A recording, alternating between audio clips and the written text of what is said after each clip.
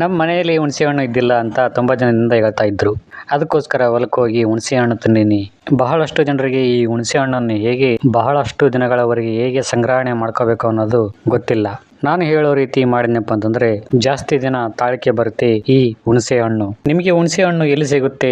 ಹಳ್ಳಿಯವರಿಗಾದ್ರೆ ತಮ್ಮ ತಮ್ಮ ಹೊಲ ಗದ್ದೆಗಳಲ್ಲಿ ಹುಣಸೆ ಮರ ಇರುತ್ತೆ, ಅಲ್ಲಿ ಹುಣಸೆ ಹಣ್ಣು ಸಿಗೋದು ಸಹಜ. ಇನ್ನು ಸಿಟಿಯವರಿಗಾದ್ರೆ ಮಾರ್ಕೆಟ್ ಅಲ್ಲಿ ಸಿಗುತ್ತೆ. ಕೆಲವೊಬ್ಬರಿಗೆ ಬೀಜ ಸಹಿತ ಸಿಗುತ್ತೆ, ಇನ್ನು ಕೆಲವೊಬ್ಬರಿಗೆ ಬೀಜ ರಹಿತ ಸಿಗುತ್ತೆ.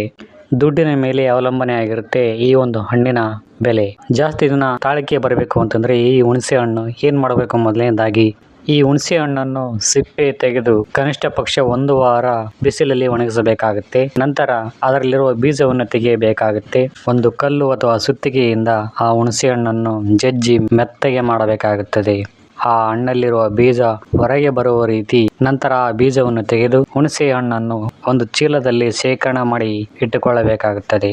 ಈ ಬೀಜವನ್ನು ಯಾವ ಒಂದು ಉದ್ದೇಶಕ್ಕೋಸ್ಕರ, ಯಾವ ಒಂದು ಕಾರಣಕ್ಕೋಸ್ಕರ ತೆಗೆಯಬೇಕು ಅನ್ನೋದಾದ್ರೆ, ಈ ಒಂದು ಬೀಜ ಆ ಒಂದು ಹಣ್ಣಲ್ಲಿ ಇದ್ನಪ್ಪ ಅಂತಂದ್ರೆ ಆ ಒಂದು ಬೀಜಕ್ಕೆ ಹುಳ ಬೀಳುವ ಸಾಧ್ಯತೆ ಹೆಚ್ಚಾಗಿರುತ್ತದೆ. ಇದರಿಂದ ಆ ಒಂದು ಹಣ್ಣು ಕೆಡುವ ಸಂಭವ ಜಾಸ್ತಿ ಇರುತ್ತದೆ. ಹಾಗಾಗಿ ಆ ಒಂದು ಬೀಜವನ್ನು ತೆಗೆದರೆ ಬಹಳಷ್ಟು ದಿನಗಳ ಕಾಲ ಬಳಕೆ ಮಾಡಲು ಯೋಗ್ಯವಾಗಿರುತ್ತದೆ ಈ ಒಂದು ಹಣ್ಣು.